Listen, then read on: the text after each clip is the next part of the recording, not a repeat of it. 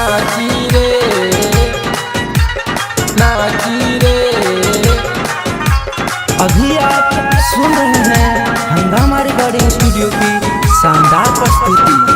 बहराइच के लइका सब नाची रे नाची रे। बहराइच के लइका सब नाची रे।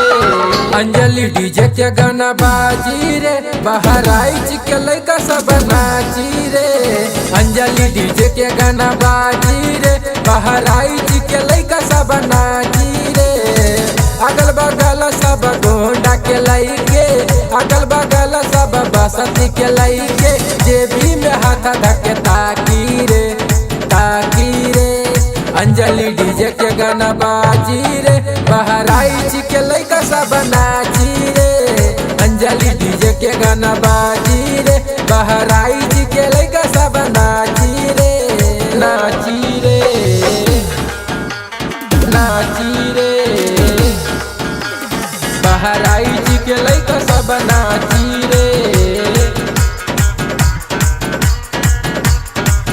बहराइच के लइका सब नाची रे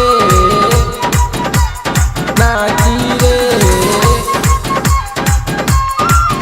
बहराइच के लइका सब नाची रे। यही रे लगनिया में कस के बजाई जनी कर चिंता नाच जम के तू भाई जम के तू भाई जम के तू भाई। यही रे लगनिया में कस के बजाई जनी कर चिंता नाच जम के तू भाई। अरे कहत वॉल्यूम बढ़ाती रे कहत वॉल्यूम बढ़ाती रे। अंजलि डीजे के गाना बाजी रे। बहराइच के लइका सब नाची रे। अंजलि डीजे के गाना बाजी रे। बहराइच के लइका सब नाची रे नाची रे नाची रे।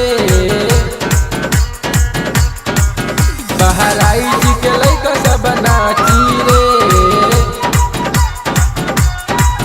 बहराइच के लइका सब नाची रे नाची रे।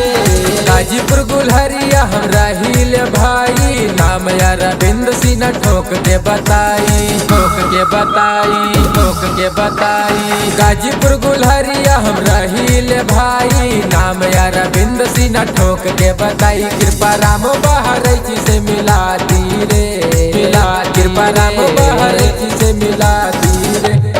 अंजलि डीजे के गाना बाजी रे। बहराइच के लइका सब नाची रे। अंजलि डीजे के गाना बाजी रे। बहराइच के लइका सब नाची रे। प्रेजेंटेड बाय हंगामा रिकॉर्डिंग स्टूडियो, प्रयागपुर।